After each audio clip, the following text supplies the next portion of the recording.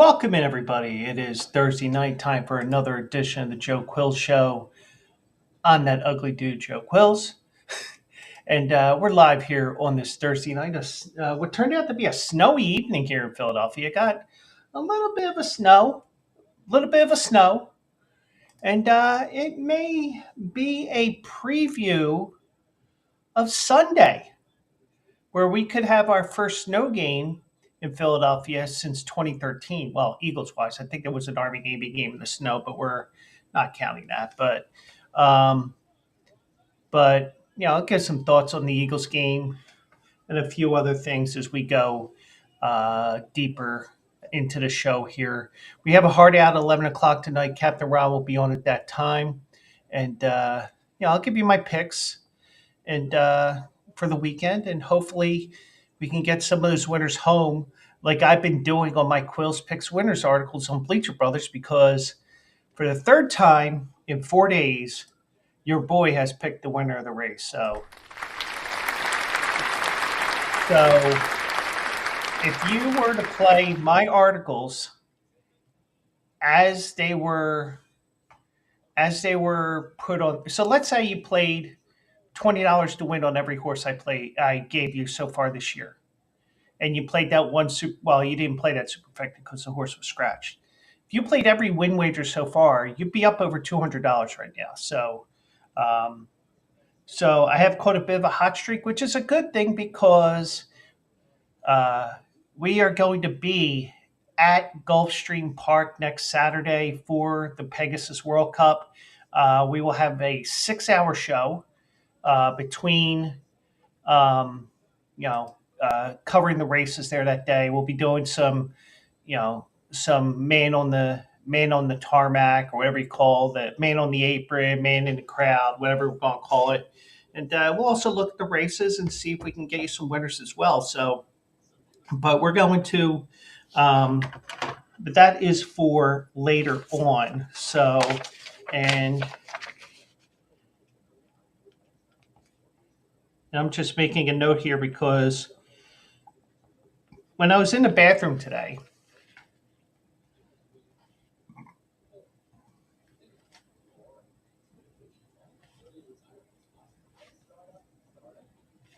I was like, what if I throw this idea out to everybody? So it'd be worth doing that, and probably end up being an unabashed disaster. But that's the way I do things. But but we got a lot to talk about here coming up here. Um, once as y'all know, it's Thursday, so it means we will end the show with the Philly Fade here. We'll get to the Bob Uecker story first in a couple of moments. Um, Bill Belichick, is he technically signed by North Carolina? I'll tell you about that. Um, there could be a rival NBA, a rival league to the NBA coming. I doubt it, but I'll let you know about that. A Kevin O'Connell update, the Minnesota head coach. Should the NFL change their playoff format? It was an interesting article, and I read most of it. I'll probably read the last two parts while we go through that, and we'll go from there. But we begin with some sad news tonight, and unfortunately, Bob Uecker passed away today. 90 years old, passed away this morning, and obviously because he is such a legend, more of uh, a play-by-play announcer legend, a comedic legend, all that. Um, Obviously, MLB Network this morning was having nonstop coverage about Bob Uecker, and rightfully so. He was in baseball since 1956. He didn't. Obviously, he didn't have a great career as a player, but we know him more for being the announcer of the Milwaukee Brewers, and also in the major league movies. So, and some may not remember this, but he was in a TV show called Mr. Belvedere that lasted 6 years. Um, so he did. He did have you know, did had major major influence on the sport, major influence in comedy and acting in Hollywood, whatever. You know, he did have a major influence, and unfortunately, he passed away. It was announced this morning. So um, he earned the honor Mr. Baseball. I'll tell you how in a moment. Um, Short playing career, and got into the Hall of Fame as an announcer. He passed away this morning at 90. Um, at least we think it was today. And the thing is, he was 90 years old. And even though you don't, I hope this isn't, I hope this isn't insensitive, because that's the last thing I want to do is be insensitive. But when you know somebody is 90 years old, you know it's coming. But it's still a sad thing that we don't have Bob Uecker anymore. Milwaukee fans don't have him calling the games on the radio. But in a statement released by the club, Uecker's family said he had faced a private battle with small cell lung cancer since early 2023. And the family said, even in the face of this challenge, his enthusiasm for life was always present, never allowing his spirit to falter. And, he was working up until the end of 2024. Now, I didn't even know he had cancer. Um, I don't know if it was well known in Milwaukee or not, um, but he was loved. I mean, he's from Milwaukee. He got to call games in his hometown, and it's a tough thing. But um, Bob was the genuine item, according to Rob Manfred, the commissioner. Always the funniest person in any room he was in, and always an outstanding ambassador for our national pastime. We're grateful for his baseball life like no other, and we will never forget him. On behalf of Major League Baseball, I extend my deepest sympathies to Bob's family, his many friends across the game, Brewers fans, and countless baseball fans who admired him. And, you know, I'm sure it's going to be weird for Brewers fans in April or late March, depending on when their first home game is, tuning in on the radio and not hearing Bob Uecker. Um, Now, in Philly's case, even though in Philly, um, both Richie Ashburn and Harry Kalas died suddenly, Harry Kalas actually at the stadium in D.C. Um, Richie Ashburn in a New York City hotel room after a Phillies game. Um, it just seemed weird whether it's the next day or a couple of months after, which will be in Milwaukee's case, that a voice that you grew up with is no longer there, and um, but he's definitely going to be missed, not only in Milwaukee but all around the world, basically. Um, Uecker was best known as a colorful comedian and broadcaster who earned a nickname during one of his numerous appearances on the Johnny Carson late night show. So Johnny Carson gave him that name. Um, he was born and raised in Milwaukee. He was a pillar of sport in Wisconsin. Um, Now, I don't know. I mean, now you can look back on this and like they say, hindsight is 2020. Now, I don't know if Pat Murphy, the Brewers manager, knew anything about this or not, but when the Brewers clinched the NL Central this year, Pat Murphy threw an arm around Uecker in the locker room, pulling him in tight as players were white knuckling their corks, ready to shower him in champagne. And Murphy said, "There's no one who epitomizes a champion the way this man does right here. What an example for us to be with every single day, Bob Uecker."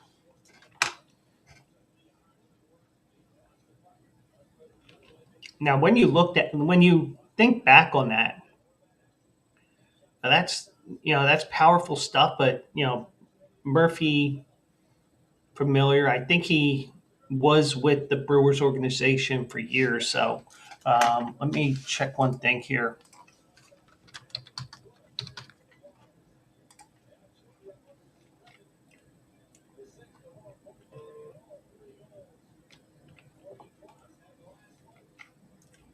Okay, so he has been Pat Murphy with the Brewers since 2016. He was originally a bench coach. Might even been longer, but let me just double check this.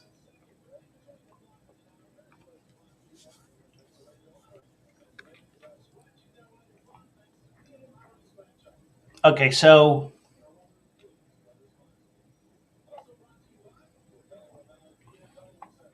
he was a head coach at Notre Dame and then Arizona State. Then he ended up as a manager with the Padres.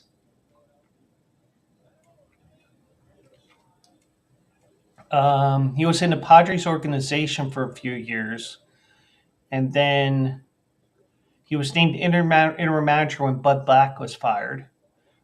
He was not retained in 2015. He went to Milwaukee in 2016, where he was the bench coach in 2023. Took over the team that year. Um, so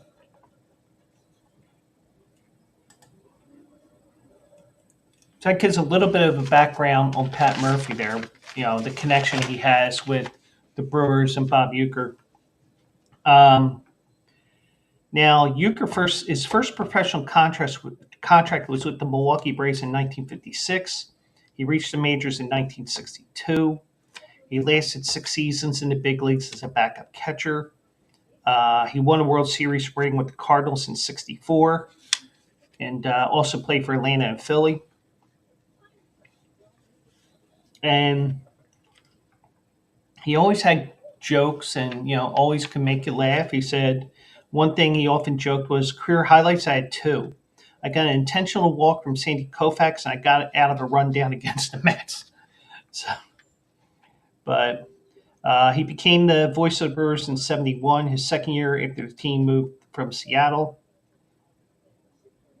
or the team's second year from Seattle, not his second year. Um, but A member of the Brewers broadcast team, Jeff Levering, said there's no single person in the franchise's history who's been as iconic as important as Uecker. Um, he got the Ford Frick Award in 2003, which is the announcers wing of the Baseball Hall of Fame. Um, he joked around and said, I still think I should have gone in as a player, joking around. The name Mr. Baseball stuck from Johnny Carson. His warm storytelling and delivering made him a natural to become one of the first color commentators on network TV broadcasts in the '70s with ABC. He was also with Bob Costas and Joe Morgan with NBC in the World Series. Um, and he was also in Mr. Belvedere, 122 episodes over 6 years. That show, he was the head of the family and a sports writer in a home that brings in a butler who struggles to adapt to an American household. And I remember that. But we all know him most of all as Harry Doyle in Major League and Major League Two, as the announcer for the Cleveland franchise who finds a way to become a playoff contender. Um, he said, he told the Associated Press in 2003, I'm part of American folklore, I guess, but I'm not a Hollywood guy. Baseball and broadcasting are in my blood. Um, and everybody says just a bit outside all the time. And now he does have two statues at American Family Field. There's one outside the stadium and one in the back of section 422, a nod to the Miller Lite commercial in which he famously said, I must be in the front row, while getting taken to one of the worst seats in the ballpark. Um, and last season, after the Brewers were eliminated, he made sure to visit the locker room and offer support to players in a way only he could. Uh, Brewers outfielder Christian Yelich said afterward the toughest part of the night was talking to Uecker because the Brewers knew how badly his longtime broadcaster wanted to win a World Series in Milwaukee or see Milwaukee win. Um, Yelich said, "You always thank me for my friendship, but the truth is, the pleasure was all mine. I'll miss you, my friend." But I didn't see many games of Bob Uecker calling games. But you remember him from Major League. I remember him from Mr. Belvedere even. But it's a sad day in the baseball world, not just in Milwaukee, but throughout baseball, as Bob Uecker passed away today at the age of 90. And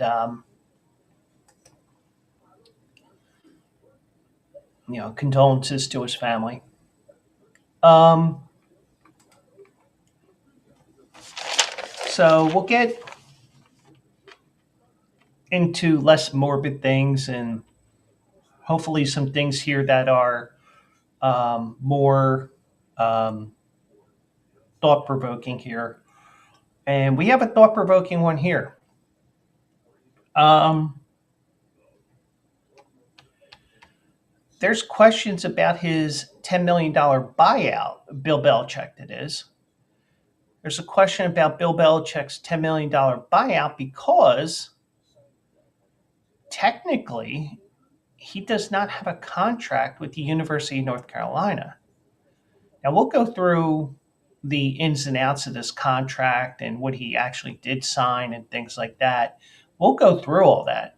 And it's very interesting because there could be a gray area if Bill Belichick, for example, wants to go back to the NFL and he wants to go with um,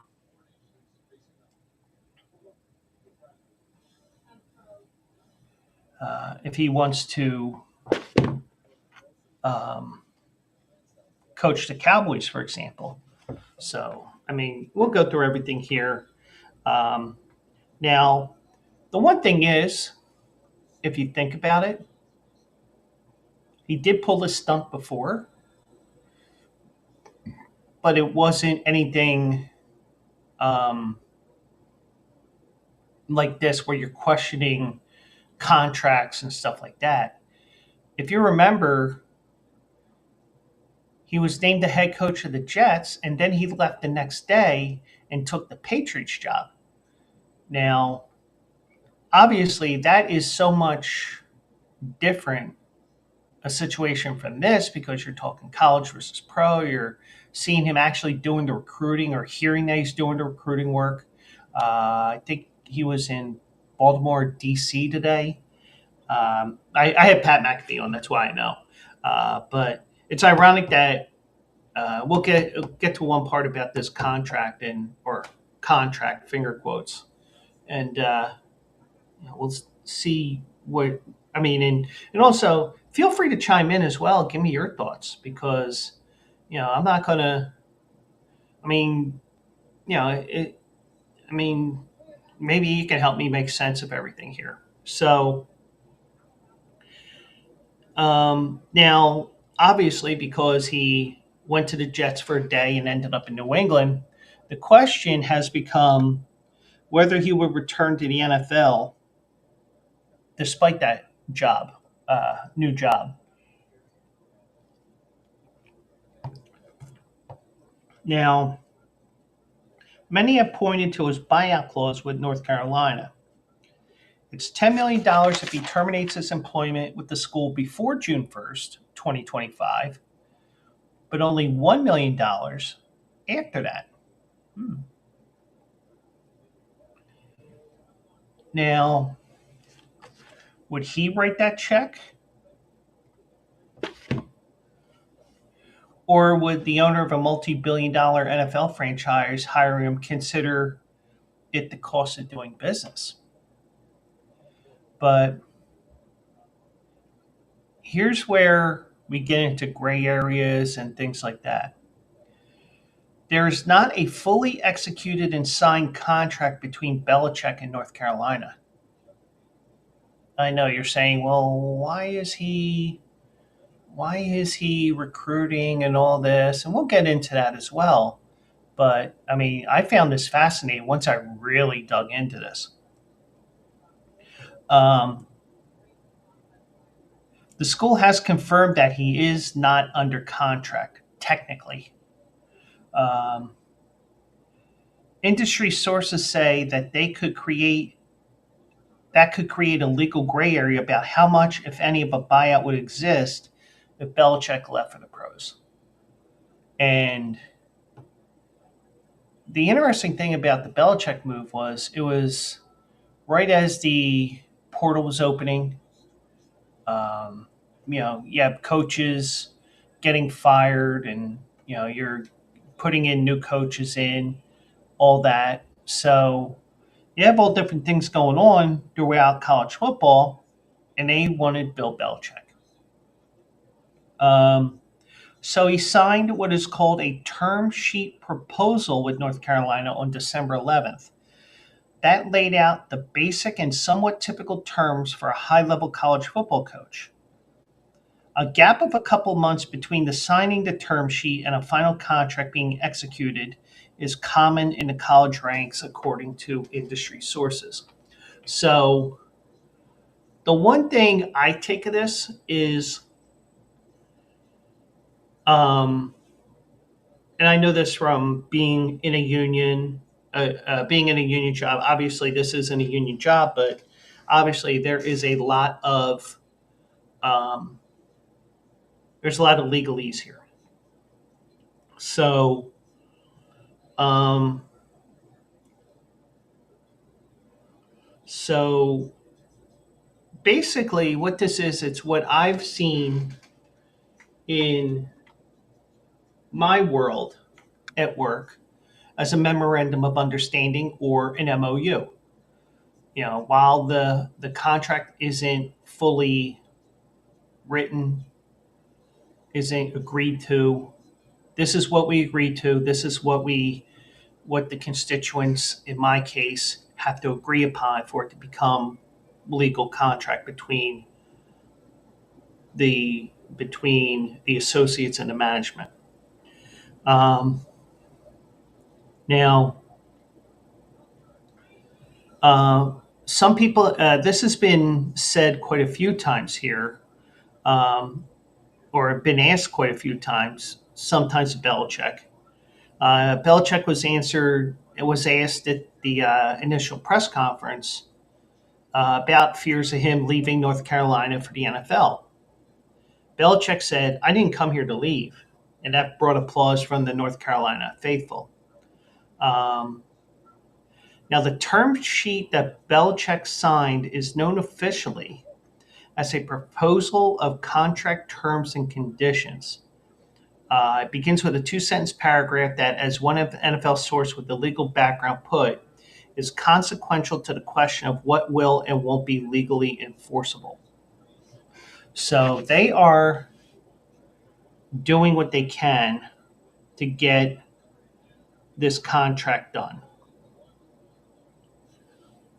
So they want to make sure everything is in place, basically the same thing as that MOU that I was talking about, so that they can start the work.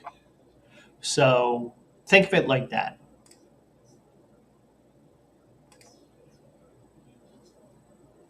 So um, now, now the university proposes to enter into an employment agreement with Bill Belichick to serve as the head football coach.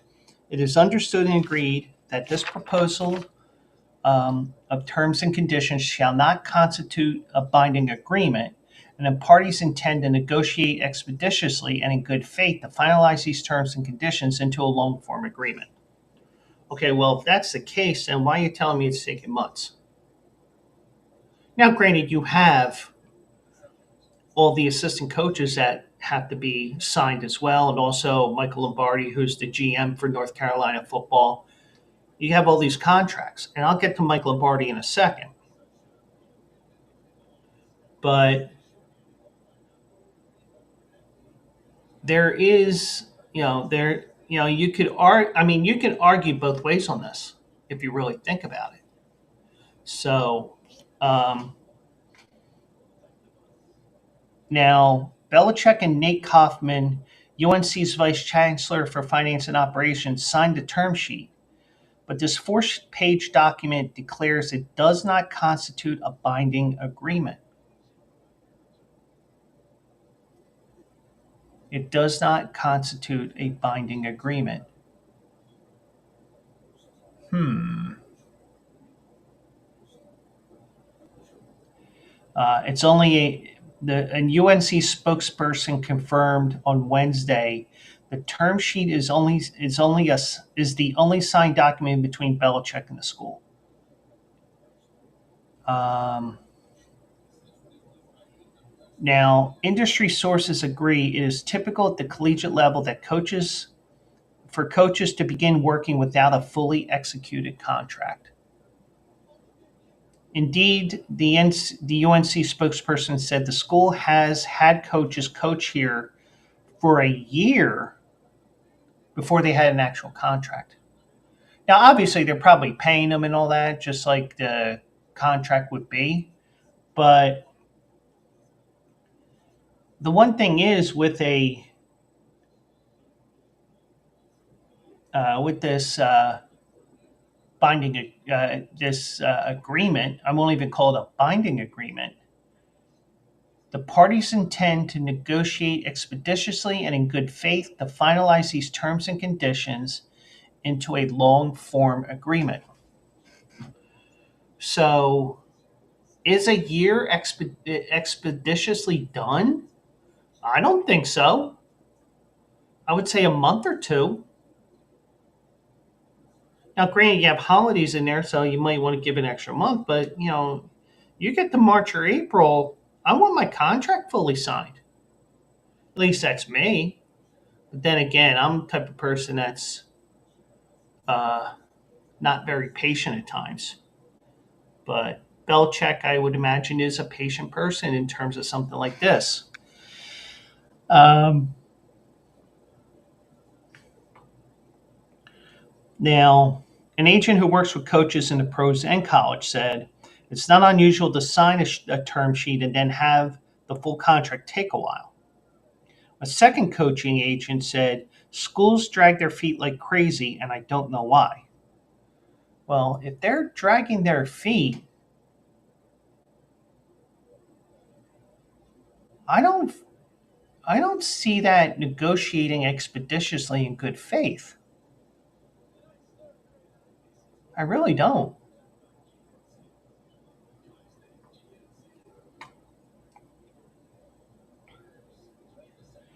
But all sources that were contacted in this CBS Sports article, it was written by Jonathan Jones, to give him the credit for this article. Um,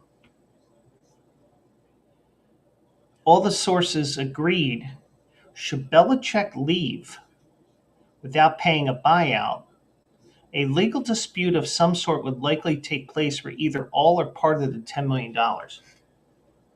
So, be interesting to see. But if you're not paying me. I mean, I'm sure he's getting paid in some way, but I doubt that you're going to see anything where he,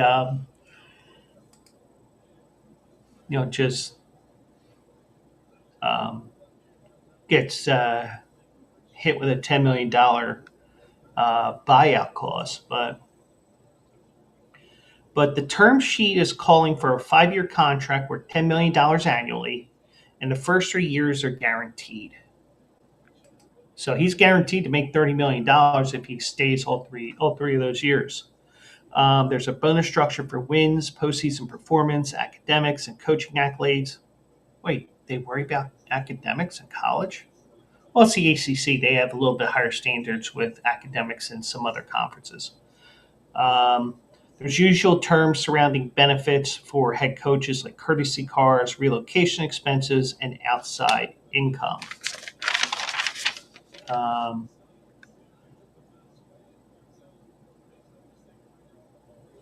Now, if he were to terminate the deal without cause, um, before June 1st, there's a $10 million payment made by or on behalf of Belichick. It shrinks to $1 million after June 1st. Either way, the buyout shall be payable to the university within 180 days of the date of termination.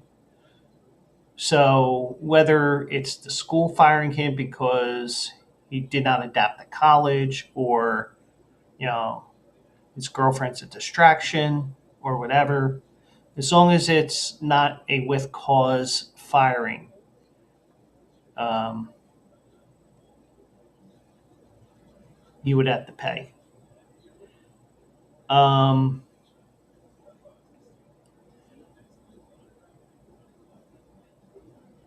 Sources within the UNC committee have expressed discomfort about Belichick's payout, I guess because of his wealth, and even greater wealthy NFL team owners.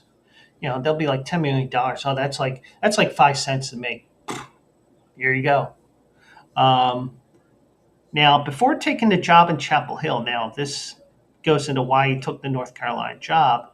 He put out feelers to the NFL to gauge teams' interest in him as a coach. He personally called the Jets, who had previously been considered a no-go destination. At the time he took the North Carolina job, there were only 3 jobs open at the time: the Jets, the Bears, and the Saints. So, um, and you kind of got a feel of who was going to get fired. But the thing is, you never know. I mean, who would have thought the Giants would have kept their head coach? Not me. Probably not anybody in New York. They were all thinking, all right, well, we're going to have a new coach next year. Well, Brian Daboll and the GM is coming back next year. But um, but since the season ended, Patriots, Jaguars, Raiders, and Cowboys have all opened. Obviously, he's not going back to the Patriots. Um, so there's 3 new jobs that have recirculated speculation about a potential Belichick return. Um, and here's where Michael Lombardi comes into play. UNC general manager Michael Lombardi emphatically shut down any rumors of Belichick desires to leave the Tar Heels. Lombardi makes a base salary of $1.5 million in his role, and previously worked for Belichick on the Patriots staff. He said on the Pat McAfee show that he and Belichick are 1,000% committed to the school. And I don't know if that was from today or last week or in the past, but he was on Pat McAfee today and said that he's not getting he doesn't have a contract yet. So even Michael Lombardi doesn't have a contract. Um, Lombardi said Belichick is committed to North Carolina. He committed it to me. He committed to the university. There's been no conversation about anything. This is the best job we could have at the time of our lives. And we're going to really embrace it and work hard to make North Carolina proud. Um, but also, Belichick has been assembling a staff at UNC, which is pretty good sign that he's staying there. But he kept Freddie Kitchens as the tight ends coach. He brought in former Patriots strength coach Moses Cabrera. His son's going to be a defensive coordinator, if I remember correctly. So, um, but but even after he took the job, one of the premier franchises in the NFL has a vacant head coaching job in Dallas.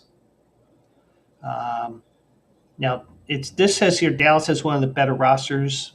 Nah, but sources have described Belichick's long-standing relationship with Jerry Jones as a good one. One source wondered whether Belichick would want to stick it to Robert Kraft by signing with the Cowboys and Jones. Um, Now, when it comes to interviewing college coaches for NFL jobs, the league has that covered in its anti-tampering policy.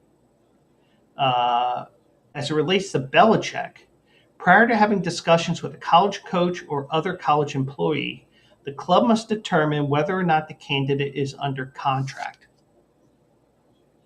So, if he's not technically under contract, but um, under this, what was the term that they use here? It was officially well, let's just call it a term sheet proposal. Proposal of contract terms and conditions, term proposal, whatever. So, or an MOU. The question is, do you find it binding or not? And this is saying that it's not binding. So, um, so it this turns everything here to me seems like it's going to be a he said she said issue. Um, Now, the question of whether or not he is under contract is a central question with Belichick considering the presence of the term sheet, but absence of a lack of a long form contract. Now, the policy states that the coach is not under contract, the NFL team can proceed without contacting the school. But in an effort to foster stronger relationships with colleges, clubs are encouraged to provide advance notification to the school's athletic director. But the question is, and this is where the gray area comes in, and hopefully all the coaching, especially if you're a North Carolina fan, um, especially if you're a fan of North Carolina football, you would want them to contact the athletic director. But if he's not technically signed, even though he agreed to the deal, is he under contract or not? That's the question. Now, if the coach is under contract, um, the team would have to request permission from the school's athletic director before contacting the coaching candidate. The policy says it is strongly recommended to receive such permission in writing. And I don't care what it is. You want something in writing because verbal agreements are he said, she said. And somebody can come up to me and say, oh, do you agree? Well, maybe a yes in their eyes. Or maybe sometimes it's a yes in their eyes. Well, I could say, well, I never agreed to it. Then you get into that gray area, like, is a verbal agreement an actual contractual agreement or not? And, some people say yes, some people say no. So, it's better to have things in writing. I mean, the one thing is with me, whenever I got to make contact with somebody that um, is union related, I usually do it by email because it's time stamped and I can blind carbon copy it to myself even so that I have a timestamp on there and say, well, I I contacted you on January 16th and you did not get back to me. I tried to talk to you 3 or 4 times about this. You violated the contract. You did not attempt to Actually, I think it's more labor relations than anything else, but you didn't give me the opportunity to present this in 30 days. You tried to time this out on purpose. So you do have that. Um,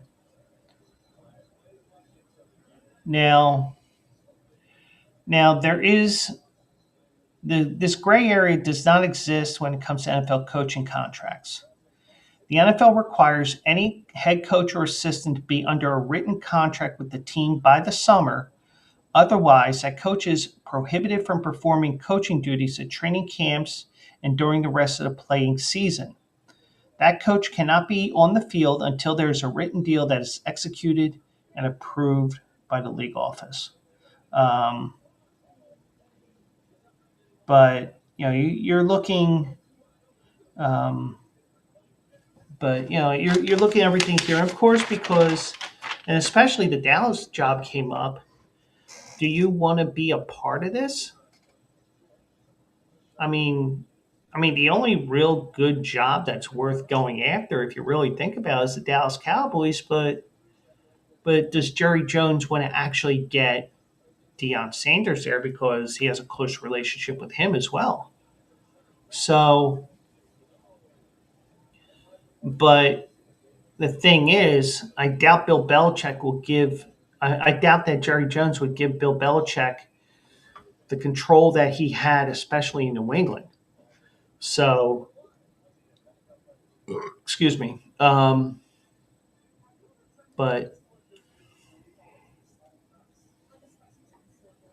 just like yesterday, when I brought up that gray area um, about contract, about the wiretap laws and things like that in the state of Pennsylvania, which I hope that that loser's family doesn't see. Bank, welcome in. Hope you're doing well out there. Um, my question is, you're getting into this gray area again, and this is probably going to be something where, okay, well, he gets to go to the NFL, but we want that 10 million. Even though we just have a terms and conditions sheet or whatever they called it, I'll call it an MOU. You have the MOU, but it's not contractually bound until you do that long form contract. And if you don't have that long form contract, I wonder if you can actually just say bye bye. But considering he's doing all the recruiting, which is probably the reason why they don't do anything for a couple months, because if you think about it, Bill Belichick was catching up on recruiting when he first got to North Carolina because Mac Brown, the former head coach, was recruiting as if he was going to be back next year, and he gets fired. So I'm sure that there were guys that were committed to North Carolina, were close to committing, or were interested in North Carolina. They said, I don't want to go with another coach. I'm going else. I don't want to play under a different coach in North Carolina. I want to go elsewhere. But in this case, you know, with a name like Bill Belichick, obviously you want to play or not play, obviously, so that'll make it easier. But he's got to get guys onto the team after going through everything and everything that Mac, the former coach, did, and go from there. Um, but you really have to realize that um, you know maybe that may be why it does take a couple of months, because these coaches are on the road trying to get players to play for their team and their school. So that would make sense, but still, you're looking at a totally different thing here, where you can question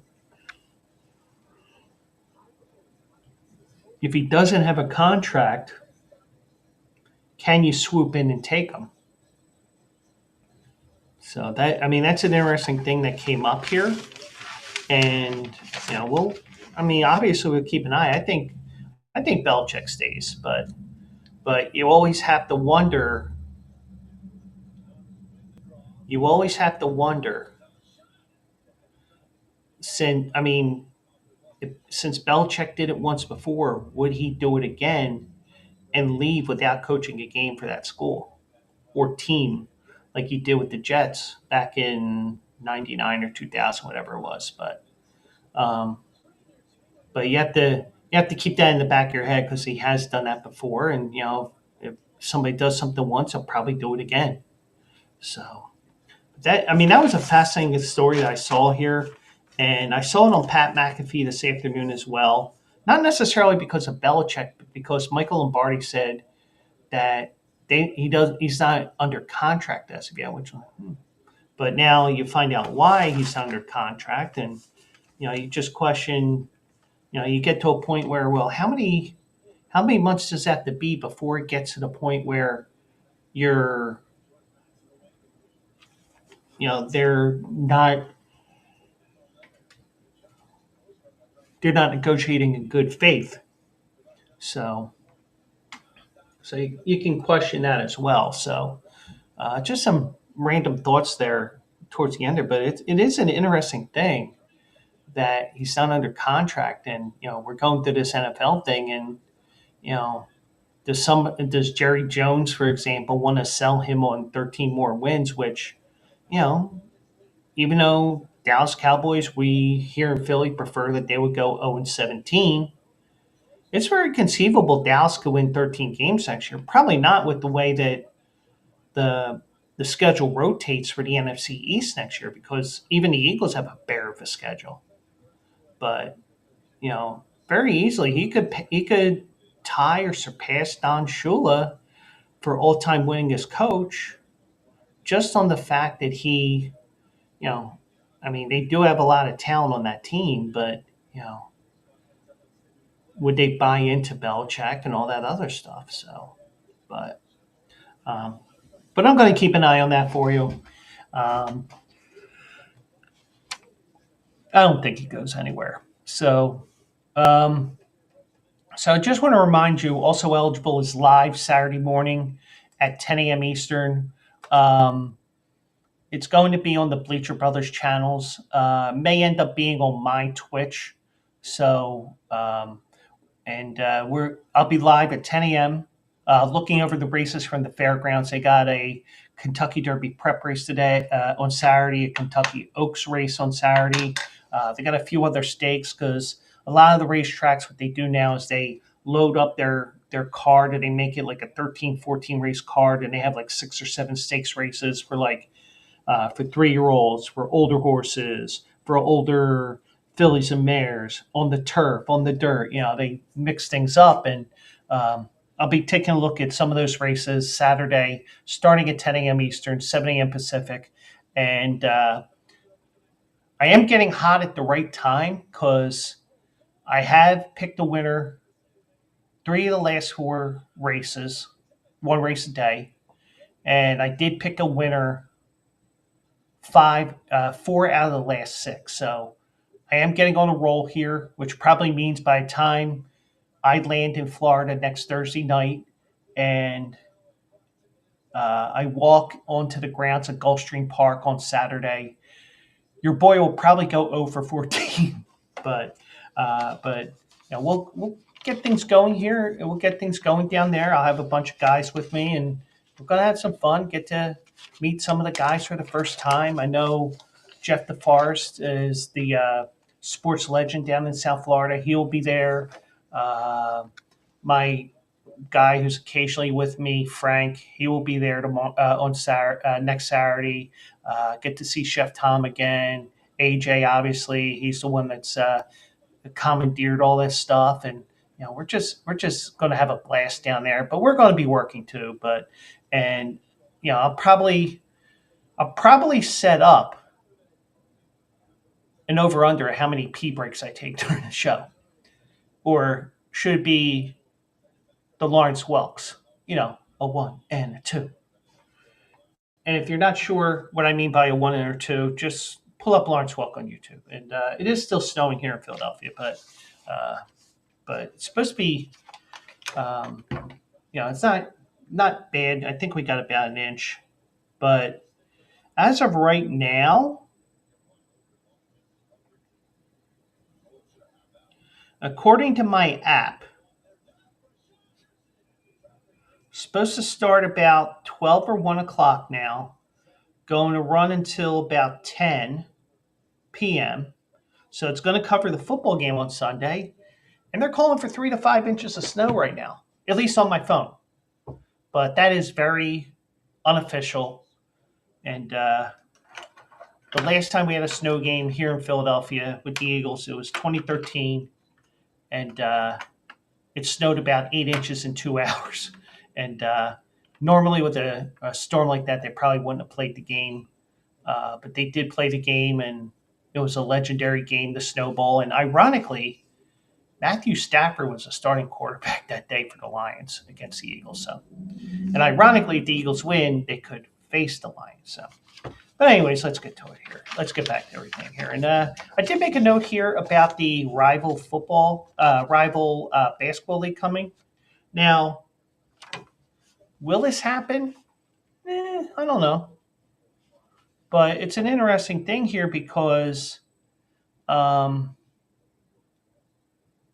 one of the guys that is involved potentially in this rival basketball league is LeBron James' business manager, and his name is Maverick Carter.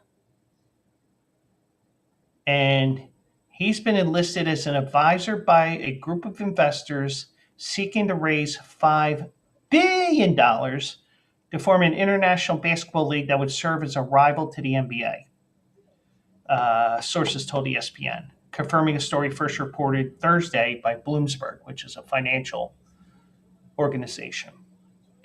Um, Now, it would include multiple private equity funds, and they're looking to form a league consisting of 6 men's teams and 6 women's teams playing games around the world, according sources told ESPN. Now, if you have 6 women's teams playing, now as of right now, and things can change over a couple of years, you know, and we don't know. I mean, this is just basic stuff that they're giving us, and this basic stuff may never happen even. Or it may be that they just don't play in the United States even. But this rival league, if like for example, if it's 6 women's teams, because the WNBA runs mostly when the NBA is in its off season, there's a possibility, maybe some girls, women will go from WNBA to this. I don't know, but just speculating. But it's. The the details are so basic here that you know speculate all you want, but I wouldn't have answers for you. Um, Now, though Carter, who has served as a producer on multiple of James's TV and movie projects, is closely tied to this Lakers star, but James is not involved in the efforts with this new league. And part of the reason why is he's playing in the NBA right now, and also has expressed interest in becoming an NBA owner once his playing career comes to an end. And Old Man Burger, welcome in. Hope you're doing well out there as well. Just talking about this rival league that uh, hit the news this morning on ESPN's website, and whether it does or not, we don't know. Um, but um, but I find it interesting that it's 6 teams, and I mean, I would have to see like how um, the schedule would be and all that, because you're going to have some major wear and tear on players traveling around the world in this league if it were to happen. I don't think it does, but it is fascinating. Um, Now, the investment groups might try to tap private equity and sovereign wealth funds to raise the $5 billion that they're seeking. Now, private equity funds are limited to a 20% stake in NBA teams and are not allowed to serve in governing roles. So, you can draw the money, but that's about where it ends. Your money doesn't get you a chance to rule. So, so that would be something. It is interesting that they're doing this. So, and the NBA has not faced a significant rival 5-on-5 league since the 1970s, when when the short-lived ABA went under, and the NBA absorbed four of its teams: the Pacers, Nets, Nuggets, and Spurs. WNBA was beaten to the market by the ABL, American Basketball League, a women's league in the 90s, but that they folded after 2.5 seasons. Um, Now, there is a new 3-on-3 league called Unrivaled, and they're starting up and had filled their rosters with many of the NBA's biggest stars, but Caitlin Clark chose not to participate. And she's been playing basketball for about a year straight because you had your senior year, and the way the NBA WNBA is set up, you go basically from NCAA senior season right to the WNBA, and you go right to training camp. So there is a short window to get ready for the season, and I mean, my personal opinion, I mean, especially this past year with it being an Olympic year, they probably were playing games more,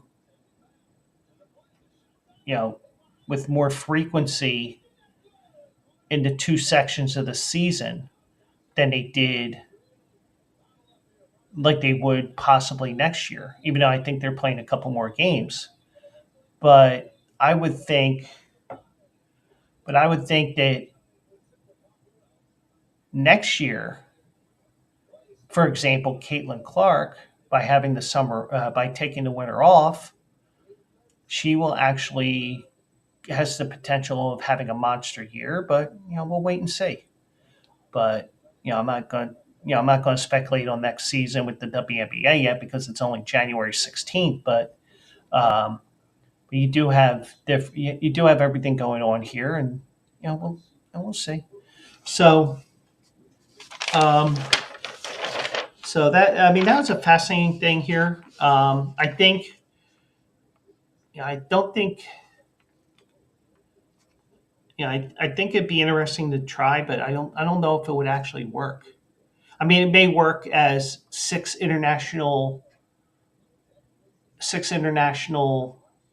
teams in other countries, but I don't think it'll work with a team or two in the United States. But I've been wrong before, and trust me, I've been wrong a lot of times on my horse racing articles, about 75-80% of the time. So I could, it could happen, but we'll see. Um, so Kevin O'Connell, as I try to seg from basketball back to football, not a good job there by me. Kevin O'Connell met with the team's ownership group this week and said Thursday he wants to sign a contract extension to remain with the team. Now, if you remember, rumors started going rampant. I think it was before, at least it was on Fox's morning, their pregame show, because I think I was working that Sunday. No, I might have been working that final Sunday of the season. So I had my secondary TV in the corner here, and my main TV was on Red Zone, waiting to go for 1 o'clock. So I had the Fox pregame show on because stupid me thought the Eagles game was on Fox, but it was on CBS that day. So out of clear blue, Jay Glazer said, "Oh, he could be a trade candidate." Now, granted, trading coaches in the NFL is very rare. Um, the last one that I know of, and there may have been one after it, but John Gruden was traded from Oakland to Tampa Bay, and he won the Super Bowl in his first year with mostly Tony Dungy's players, but he did win a Super Bowl. But he didn't do anything after that because once he brought his own guys in, you got to see all his deficiencies. But um, O'Connell said, I've had a great dialogue with our ownership this week and reflection as the season came to an end. Anything beyond that, I would prefer to kind of keep the discussions internal, and rightfully so. You don't want to say anything that hurts your chances of getting that new contract. But you know, um, and that's a if you want to call it a rite of passage, because the coaches, the head coach meets with the owner or GM or whoever's above them. The GM met with the owner as well. The players meet with the coach. You have that. You have that. I'll call it a rite of passage where you have your exit interviews every year. Um, so the revelation came amid continuing reports that other NFL teams had interested in trading for O'Connell if the Vikings made him available during the current coaching cycle. Now, it looks like they probably won't, but you never know. That's what I would say. You never know. Um, Sources told ESPN last week the Vikings had no interest in a trade, and O'Connell himself said the Vikings organization is where I want to be. And why not? He's won 30 some games in 3 years. He's taken the Vikings to the playoffs twice.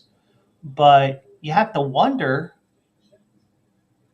because his teams are 0-2 in the playoffs. And, they got upset by the Giants and they got beat badly by the Rams. Now, granted, you can kind of, even though you probably won't, you could say that, well, you probably faced the wrong team at the wrong time in the Rams because they had everything going on with the wildfires. Maybe. I don't know. But, um, he did go 13-4 in his first season, 7-10 last year, 14-3 this year, which was basically a prove it season, but did not win that playoff game. He went 13-4 in his first season. Now, after the second year, Ziggy and Mark Wilf declined to offer extensions to either him or general manager Kwesi Adolfo-Mensah. And if I pronounce that wrong, I apologize. But Wilf said in August that contract discussions, if warranted, would take place after the season. So maybe he's earned the right to negotiate this year an extension after going 14-3, even though they did lay two serious thuds, losing to Detroit and losing to the Rams in the final 2 weeks of their season. Um, but um, but he said he loves being the head coach of the Vikings, and I think he's done enough where he should deserve a contract. Now, granted, you go 7-10 again, and you might be in trouble again. But he said Thursday, the GM Adolfo Mensa said he met this week with the Wills as well. Um, they're really supportive of the two of them, according to Adolfo Mensa. So maybe that they do get that contract extension during the off season, but I don't think you can. If you really like a head coach, and I'm sure they do, um, I'm not sure you want to do what the Dallas Cowboys did with Mike Holmgren and have him play out the season without a new contract or a contract extension.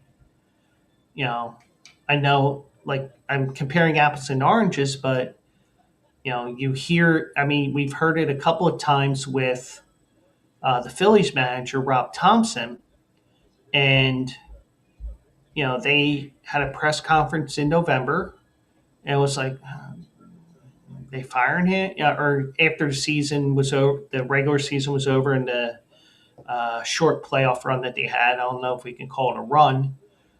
They said, "Oh, we've extended him for 1 year because they want to make sure he does not go into the off. It does not go into the new season as a lame duck." And I would think that the Vikings will want to do the same thing for both their GM and their head coach. Now, is he going to be like Buddy Ryan with the Eagles back in the 80s and early 90s, where he might have to win a playoff game, especially after you're going 14-3? Now, it was a little tough that he had to, that the Vikings had to play on the road, but they had to play on the road because that's the way the current format is, where the first team gets the bye, the next three division winners, they play in the first round at home. And that leads to my final topic here before I get to the Philly Phade here. And that is an article written by Bill Barnwell. And I got through most of this article in the last two parts. Mike is here as well. Welcome in. So we're slowly, the regular crowd is slowly shuffling in tonight. So, so this year, it's the fifth year of the 14-team bracket, 7 teams in each conference.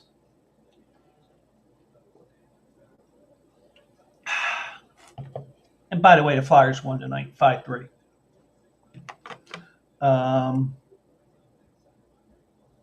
Flyers are 3 points out of the wild card right now. But anyways, back to the main topic.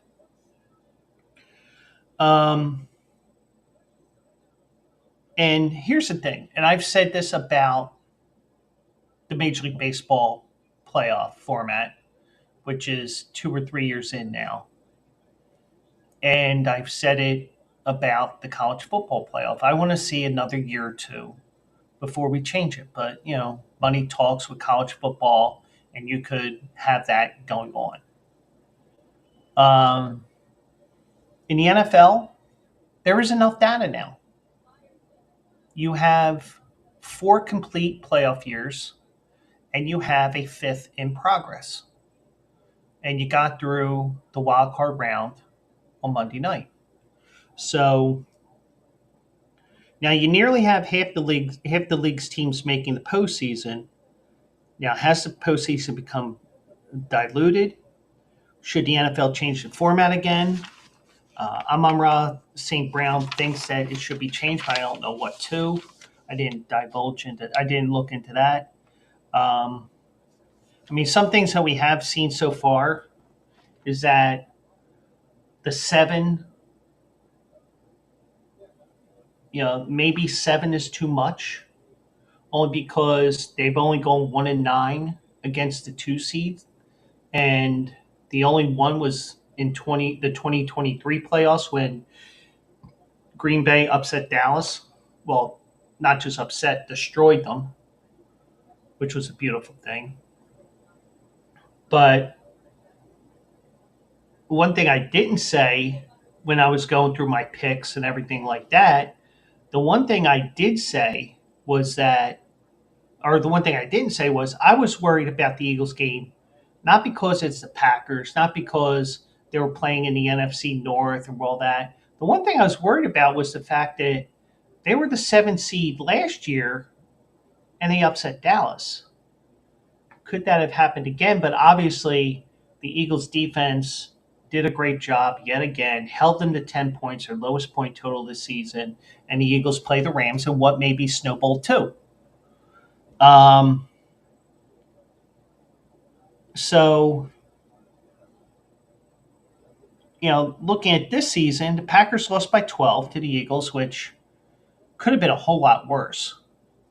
But also, you let a team hang around like that, you're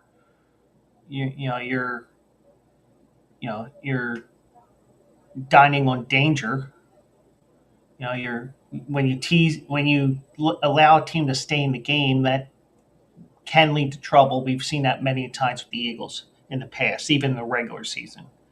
And The Broncos gave up 31 straight points to the Bills after the Broncos scored an early touchdown. So, um, you know, but the seventh seeded teams have mostly been flawed teams, and they've gotten the right to get stomped on the road. Now, I'm not familiar with DVOA, but it's a play-by-play metric. That that metric has said that the seven seed hasn't advanced terrible teams into the postseason. More often, it's added a team that deserved to get in based on pure performance. And the average seventh seed has been the league's 11th best team in football entering the playoffs out of the 14. Or 11th overall, and that probably does include like a non-playoff team being rated higher than what it should be. Uh, this year, the seven seeds were top six teams. The Packers were rated fourth. The Broncos were rated seventh. I don't know. Analytics, I'm just tired of analytics. But the only team DVOA wise that had no business getting in was the Steelers in 21. They were outscored by 55 points, ranked 24th in DVOA. Blah blah blah blah blah. Um, Chiefs beat them that year 42-21. So you know is the seven seed the equivalent of a 16 seed against a one seed in the NCAA tournament? Probably, but we'll get into some of the things that um, some of the reasons why they expanded to 14, and one of the proposals may be something that will bring in even more money. Now, the one thing is with a 14 team format, teams are more incentivized to land a number one seed because you get that week off and the other teams don't. But through the first 4 years of this format, 50% of the one seeds in the 14 game format, I think that's supposed to be 14 team format, have made it to the Super Bowl. Now, the only championship game where both top seeds advanced through the bracket was Super Bowl 57 when the Chiefs beat the Eagles. So a number one seed has fallen. So, you really think, So,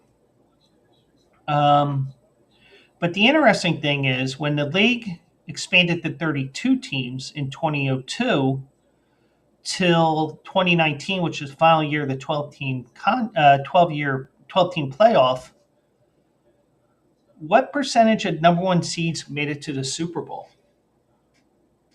I'll see if anybody wants to guess, even though if you saw this article, you'd know the answer.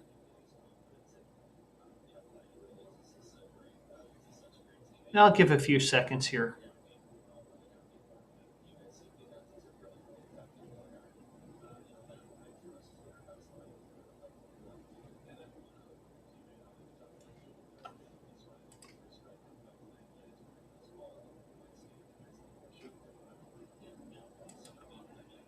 Less than 1%. What? I gotta give Mike one of those for giving me one. Well, according to this article, from 2002 to 2019, number one seeds have made it to the Super Bowl 50% of the time. So there's been zero change in the number one seed making it to the Super Bowl. Now, maybe that does get skewed a little bit more this year. I don't think so because I think the Lions are going to lose. And who knows, maybe even Kansas City loses. But um, But yeah, between 2002 and 2019, when you had a larger sample size of years, 50% of the time, the number one seed made it to the Super Bowl. So there's been zero difference in terms of the number one seed, even though you have less of a sample size with this 14 team format. Um, so also the value proposition number two has changed. Um, Um, Now it's a step down for the number 2 seed because it used to be that they got the bye. Um, but will teams stop caring about the number 2 seed? There's only one example of a team concretely passing up an opportunity to compete for that spot. The Steelers in 2020 sat Ben Roethlisberger and other stars in the final game of the season. Even though a win and a Bills loss would have given them a 2 seed, the Bills won, so it wouldn't have mattered. Um, Vikings in 22 rotated their starters out in the second half in a Week 18 game against the Bears, but to keep alive their chances of claiming number 2 when they were ready, but they were already ahead by a couple of scores. So um, Mike was never good at math. But anyways, some of the things here that we see here. Some of the options that were mentioned in this article. Going back, one option is going back to a 12-team format, which will never happen. Why? Money. Um, but the only good thing about that is there will be fewer teams perceived as hopeless entering the postseason. Um, but when we saw through analytics, those 7 seeds are better than you think. Um, and one thing that they do mention here is the Packers won the Super Bowl as a 6 seed in 2010. So a 7 seed running the table will eventually happen. Um, but um, but there'll be 2 fewer playoff games, and the NFL would lose $140 million in television rights fees it receives on a yearly basis from those deals, plus the revenue generated as a result. So we know that will not happen. We definitely know there's zero chance of being shrunk down to 12 teams. Now, could they go to 16 teams? I don't think so, um, but if you add 2 more teams, that means half the league makes the postseason, which theoretically creates meaningful action in the final weeks, more meaningful action in the final weeks. More playoff spots mean more teams having something to play for in early January. Now, you could have sub 500 teams sneak into the postseason, but that was not the case this year because the Bengals would have gotten in at 9-8, the Seahawks would have gotten in at 10-7. Um,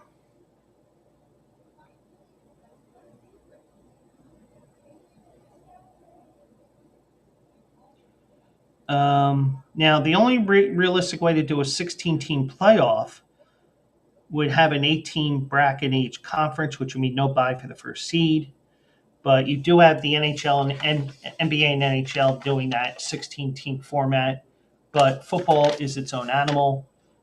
Chances of that are slim as well. Another option was reseed the playoffs based on record. Now, that would be talked about again because the Vikings went 14-3 and they had to go on the road. Now, guaranteeing a team a playoff spot for winning a division makes sense, and there will be some truly ugly end of season scenarios if all 4 teams in a division have no hope of making the postseason. In this reseeded scenario,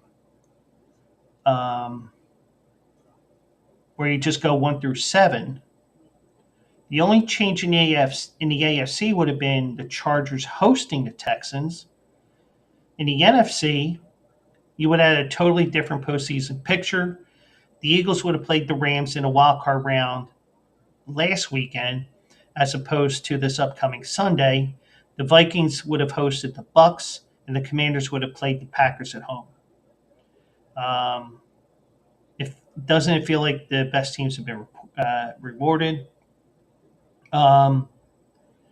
So schedules are mostly defined by the division which they play, which would give good teams the opportunity to rack up quality records in a weak division.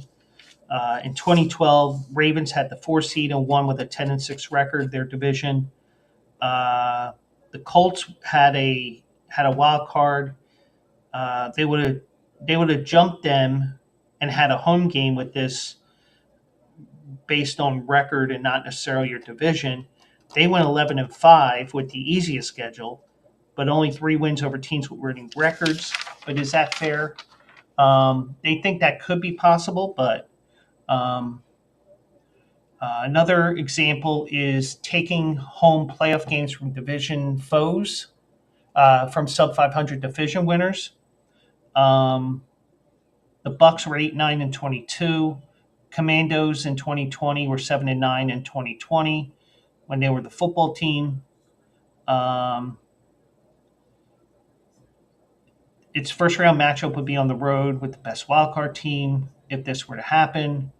Given both these teams lost badly at home to the Cowboys and Bucks respectively, it's tough to make an argument they deserve to play at home. But you had a 6-9 Seahawks team clinch the division in 2010, finishing up 7-9, and they ended up hosting a game against the 11-5 Saints, where you had the Beastquake game and the Skittles game. So they think that could happen. Um, Another option was let teams choose their opponents in the wildcard round. No way that's happening. Um, um, Reseed the wild cards across the conferences. Let me look at this because I didn't.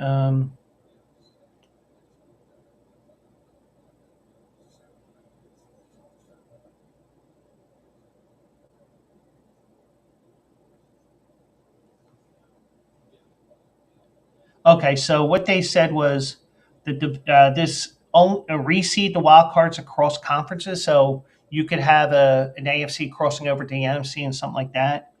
Um, so if you did that, the 4 division champions in the AFC and NFC would stay on their respective sides of the brackets, but the 6 wildcard teams would be seeded by reverse order in the standings against the toughest overall competition. Tiebreakers would become trickier since they would cross conferences, but the league could use the NFL draft order tiebreakers as a basis for deciding ties. So this format would have had the Eagles hosting the Broncos. The Bills would have played the Steelers, keeping all things in the AFC. There would have been another hardball bowl with the Ravens facing the Chargers. The Rams would have hosted the Packers. Buccaneers Commanders would have stayed the same, and the Vikings would have faced the Texans, the weakest of the 8 division winners.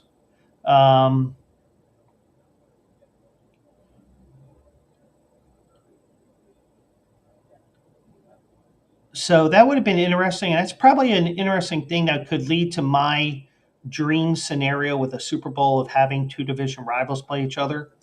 But um, but could that happen? Probably not. Looks like more work than what it does. And people wouldn't like the matchup of Eagles versus Broncos and Vikings in Houston. But but the one thing I say, and maybe it's something that's worth looking at,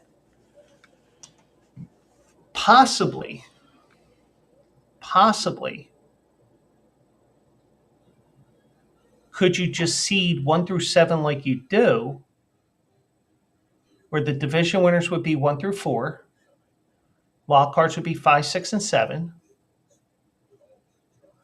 And if that's the case,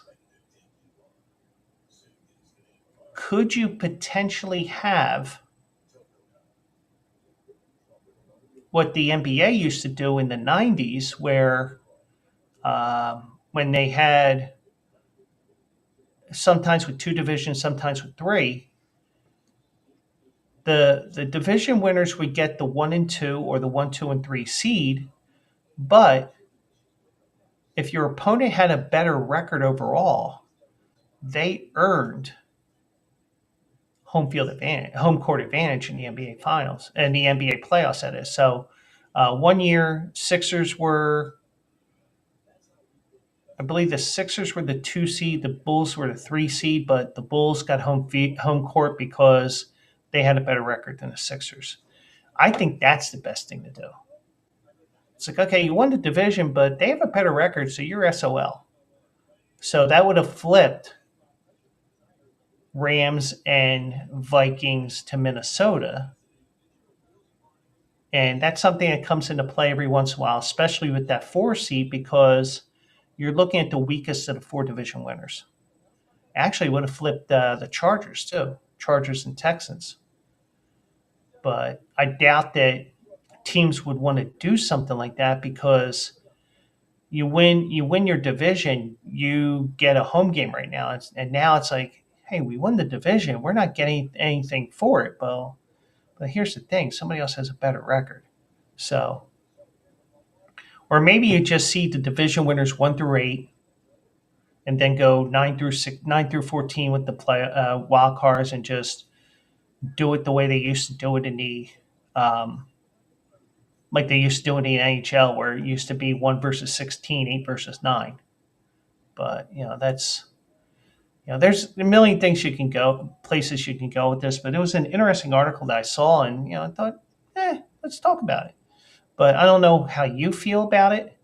Um, you know, I feel like you know if it ain't broke, don't fix it. But I would prefer the final week of the season, since it seems like the especially this year, because it was more wild card than division that were needed to be decided. I would be more interested in seeing week 18 being conference matchups and not necessarily division matchups. You could still have division matchups, but you could put Chicago playing New Orleans, or the Eagles playing Atlanta, or something like that. You don't necessarily need that division matchup in week 18, but I understand why they do it, because you're hoping for a matchup that means something. And it just seems like more than not, it's a matchup of a team like Kansas City versus Denver. Kansas City's already the 1 seed. They have nothing to play for, so we're not going to play most of our players. But we do have Denver, who has to win to get in, and they did that. Then they laid their egg against Buffalo, so you do have that. So it does happen, but it is what it is. So some interesting food for thought there, and I made you think a little too much tonight between the football, between the NFL and the Bill Belichick story, whether or not he's technically, if that buyout clause would be fitting for this. So, but anyways, we're going to get into the Philly fade here. And last week, let me pull up the spreadsheet here. We are 2 sets of picks in. And right now, I am 2-4 on the young year. I'm down 2.25 units. Oh, wait a second. I did not fill in my numbers. Shit. All right, I'll have to fill that in, but I'm pretty sure I was pretty sure I'm 2-3 last week, because I was sitting here thinking, oh, Tampa Bay's going to win this. I'm going to be 3-2. I'm going to be 5-6. Blah blah blah, and Tampa Bay lost. So I do know I am 5-7 on the year. I don't know the units. I'm sure it's about 2.5 to 3, in that range. And I'm good at math. I'm even better at spreadsheets, but I forgot to fill them in. But but I've been filling in my horse racing one every day. Finally got last year's stats completed, and some interesting things that came out of that. So, but that's a topic for another day. So, um, boom, goodbye.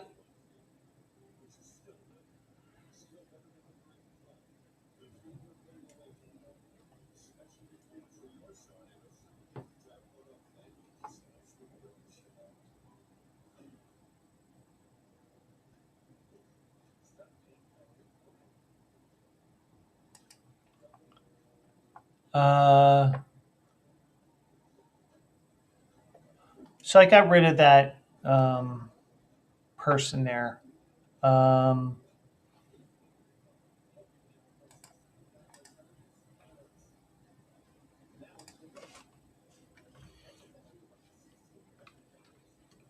so let me do this. Wait, ba, ba, ba, ba.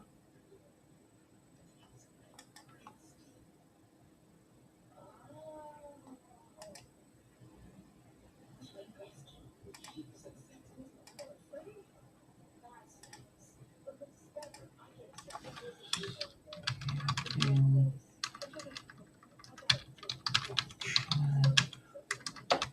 also noted first a ban on.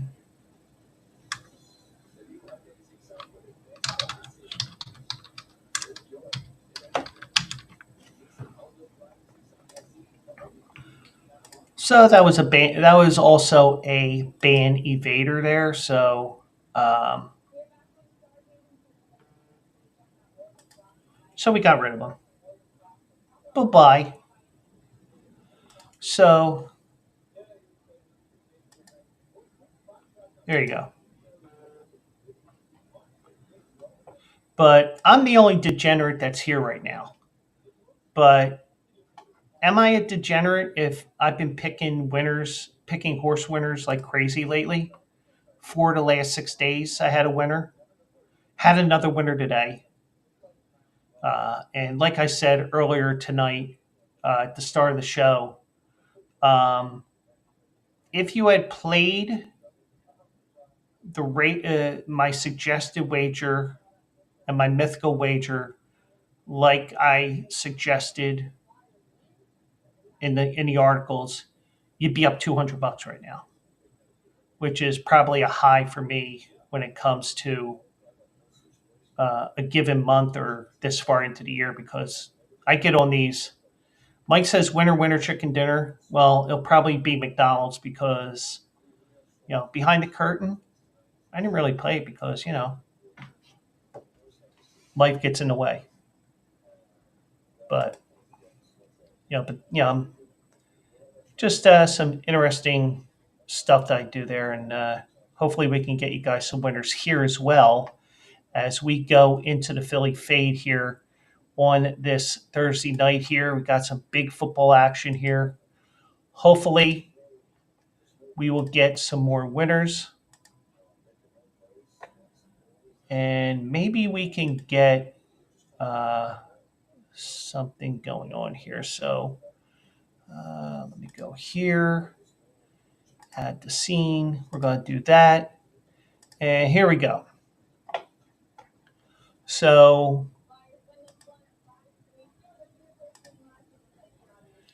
let's begin with the first game on the docket for Saturday, the Saturday 4:30 game, which is Houston and Kansas City. Kansas City's an 8.5 point favorite, the number one seed. And I'm going to share my screen, a different thing here in a second. Um, I'm going to find it here. Um, let me go over here.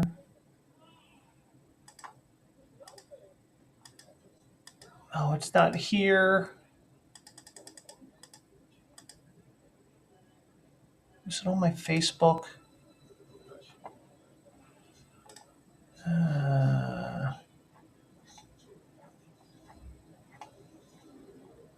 All right. Well, I saw it on Instagram, but I did not share it. Here's a fun fact. When when Patrick Mahomes has played in this when he's played in the playoffs or this season, um, He's 0-2 in this 4:30 p.m. window. Now, I wish I had seen. I wish actually, you know what? I think I know who sent. I think I know who posted. Let me just try one more time, but I don't know.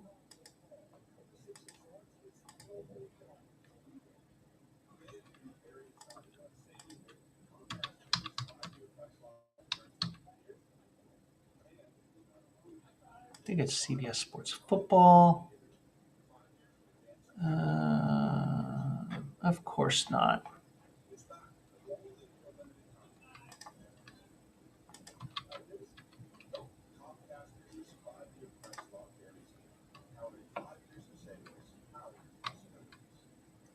All right, so I can't find it, so pretend I didn't say it. But, anyways, Houston takes on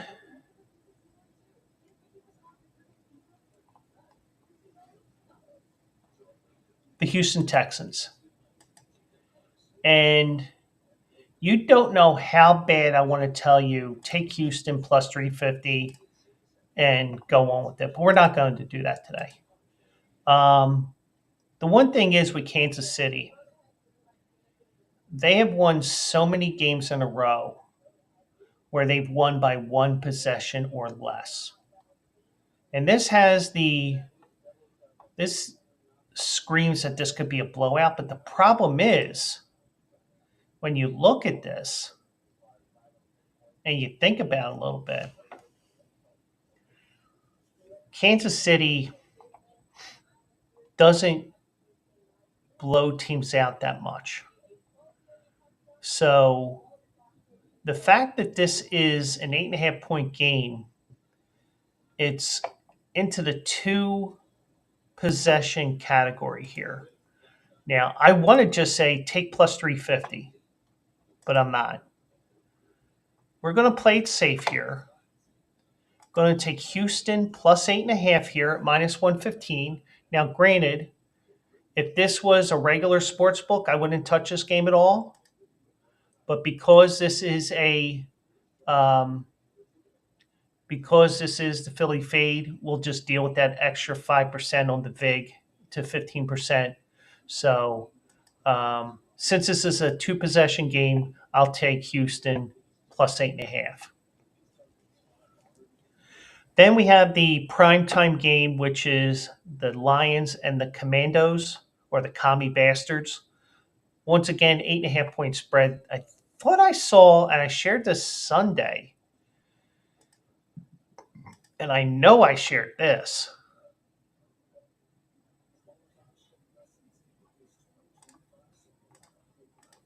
Um,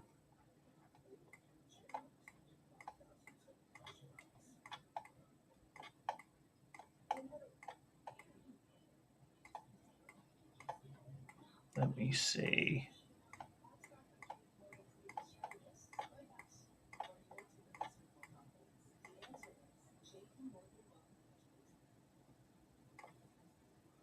Um,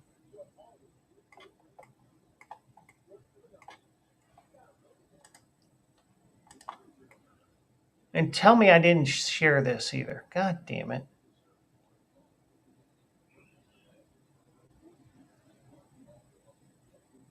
And I'm probably confusing Facebook with Twitter.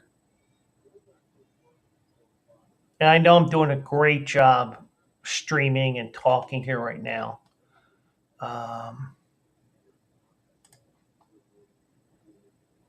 That is every Eagles fan's dream. Washington upsets the Lions. That is every Eagles fan's dream because let's say the Eagles win, boom, and we'll just use the money line there just for now. That scenario comes out. The Eagles are playing next Sunday at home against the Commanders in their fifth straight home game with a chance to go to the Super Bowl. But I would never play a minus 278 money line. I don't care if it is a money back special or, bet $5 and get $500 in bets for your first wager or anything like that. I'm not playing minus 278, so we're not going to go there. We'll get back to the Eagles in a second. The Washington Commandos. Let me just check stats here. Let me just confirm this here.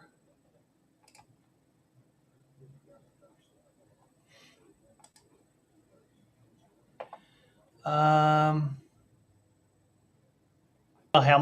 healed David Montgomery is either, but you're getting into all that stuff.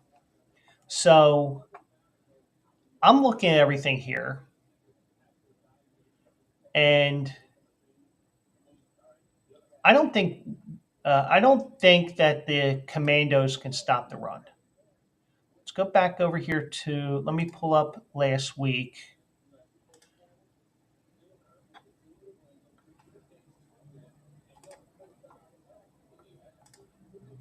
The Commandos gave up. And I know they're the Commanders. They gave up 101 yards. Okay, so that's probably the playoff stats that I was looking at.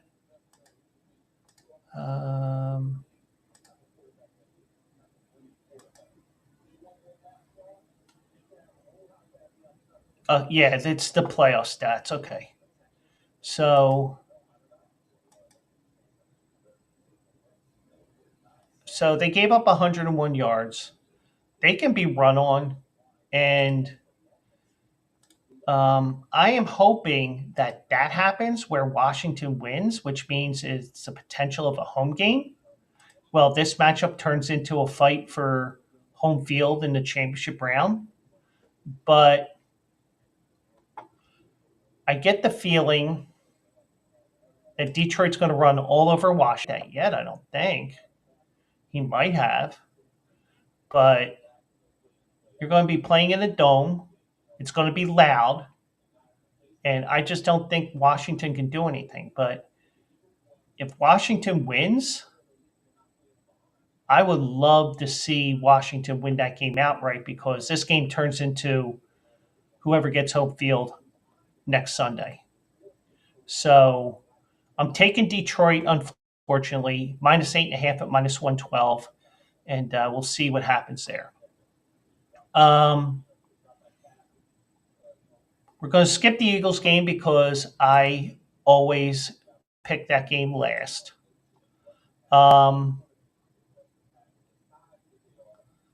Let's go to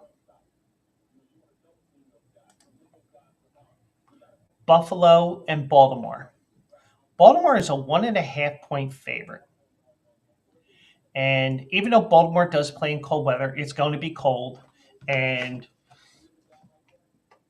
since we're talking cold weather and everything like that, and we are going to go to Orchard Park, New York on my phone, if I can type it.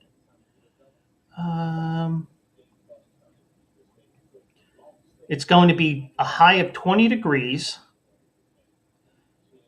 There's a 20% chance of snow, but it looks like it's just going to be a cloudy night there. It's going to be windy. And you're looking at a low the next morning of 6 degrees. So at game time, you're looking at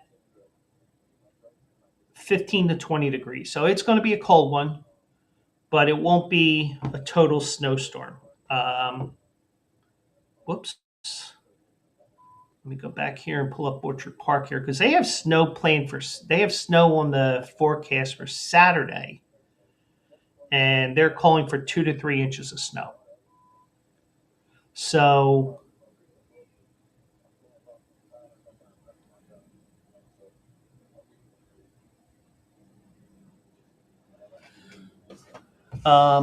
but it just seems like every year Lamar Jackson cannot win the big game. And this is a huge game. This is the game of the week. And also remember, this is a revenge game. because Baltimore blew out Buffalo earlier in the year. And let's say Houston does win that game outright. This is for home field as well on next Sunday night.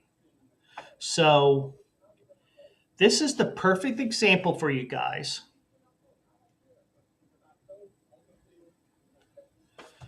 of if you know how the board is if you know how to read the board, you're going to see how this works. Now, first of all, the chances of your team of winning this +1.5, of winning this at +1.5, and not winning the game outright are near impossible. It does happen from time to time, but is near impossible. On top of that, -118 means if, let's say, I were to bet 100, it takes me $118, an extra $18 to win $100 back. That's what -118 means. It's win 118, bet 118 to get $100 back, or $218 total. No way in hell would I go +1.5 here, especially -118. Now, I understand that there's some people out there that just like to play point spreads. There's some people that just like to play money lines. If you want to do that, go right ahead. But in my case, especially with the Philly Phade, I'm looking to make a profit, whether it is, you know, what would basically be $16 here. Because if I were to bet this at $100, if I had to bet 118 to get my $100 back, whereas if I go here, I only have to spend $2 extra to get that $100 back. So I'm putting more money at risk with that 1.5. And on top of that, why waste extra money here at -118 when you can get a little more bang for your buck at -102? So I'm taking Buffalo win. I think Buffalo wins this outright. And I think that Buffalo is on a mission. And Buffalo wins this game probably by 7 points. And Buffalo will get to the AFC Championship game. Probably going to be Kansas City and Buffalo again. But we are looking at Buffalo potentially advancing here, even though it's not a situation where Eagles Rams, where the Rams are a warm weather team. Buffalo and Baltimore, they're both cold weather teams, but I don't know if Baltimore can win in Buffalo in January. But we'll find out. But Buffalo has laid a couple of eggs in the past. And then we are going to go to the main event here in Philadelphia. And I just checked my phone. They are calling for snow on Sunday. Looking over the weather forecast, even though the weather forecast doesn't affect my pick too much, but for those that do, snow is supposed to start around 12:30, and will be snowing up until about 9:30. So you'll have about 9 hours of snow. It will cover the course of the game, and you have up to a 55% chance of snow at 5 o'clock. So the snow's coming. And right now, they are saying 3 to 5 inches of snow on Sunday on my phone, but that's unofficial. Listen to your local broadcasters. They have more scientific stuff than I do. But although I don't think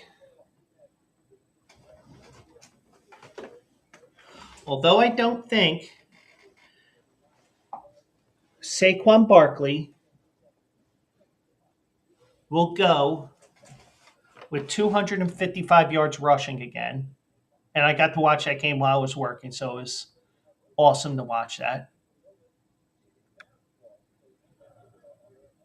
I'm going to tell you one thing right now.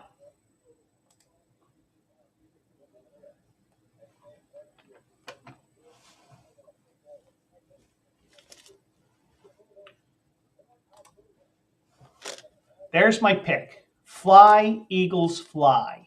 Eagles win. They'll win by 2 touchdowns. I think that there's going to be an emotional letdown with the Rams. There's going to be an emotional letdown. You got the snow factor, you got the cold factor. Even though they have won the cold, you're coming in off of a short week. You got to travel cross country.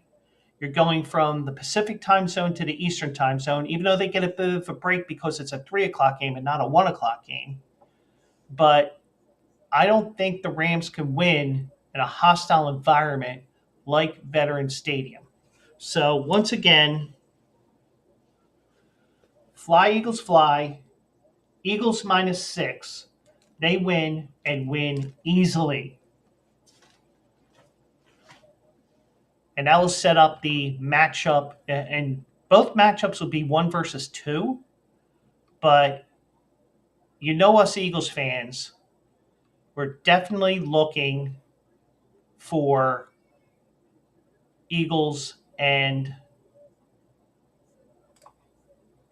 we are definitely looking for Eagles and Commanders because Eagles Commanders is a home game. So my final pick, Eagles -6, and that is at -110. And you know what? I'm going to do one other thing here as I do one more thing here. Discord.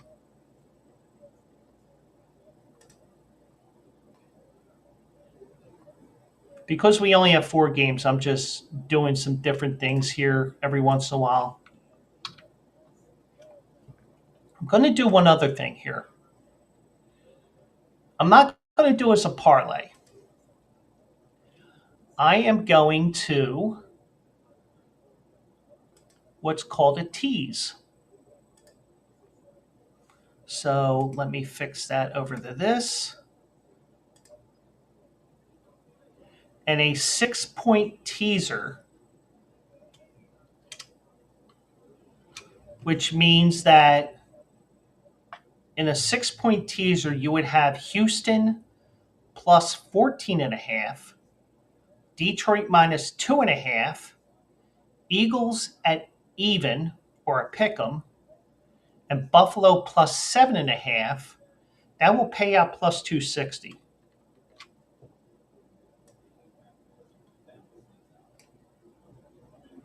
But if you're really confident, you could play as a 14 parlay, and that 14 parlay will pay 1148.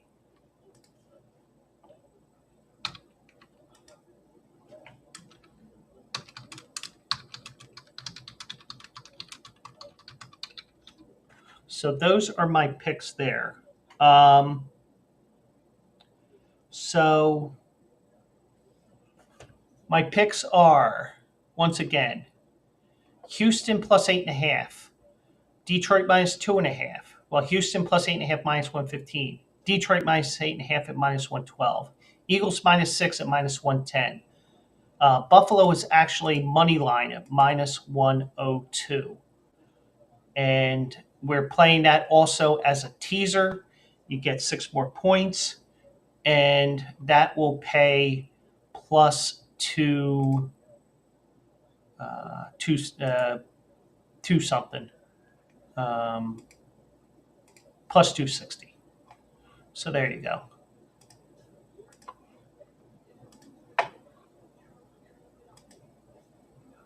And let me just do one thing here. So that is going to be it for this show. Just checking one thing here.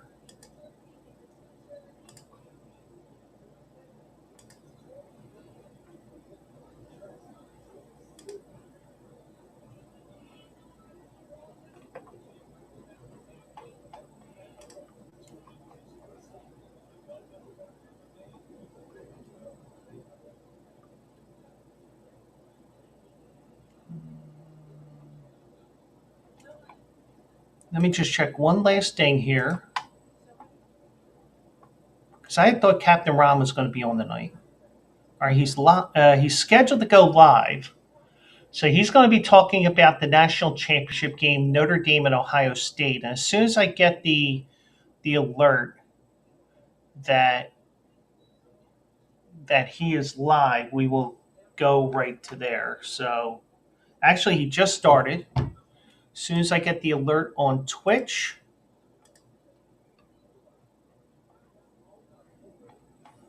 um,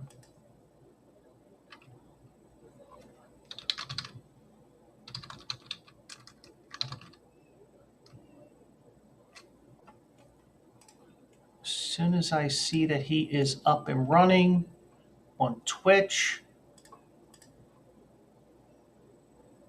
okay, he's on. So everybody, good luck this weekend with your picks. Check out Also Eligible. That is at 10 a.m. Eastern on the Bleacher Brothers platforms.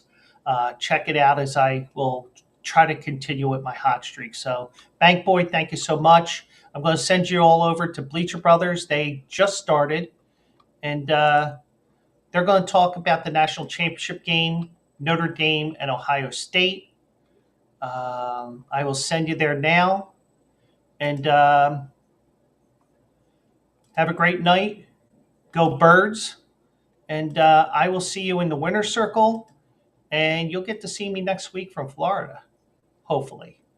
So have a great night, everybody. Go Birds. Thank you so much for joining me, everyone. Old Man Burger, Mike, Bank Boy, and that spammer. So have a great night, everybody. Go Birds. See you on Saturday. And if not that, on Monday. I'll see you in the winner's circle.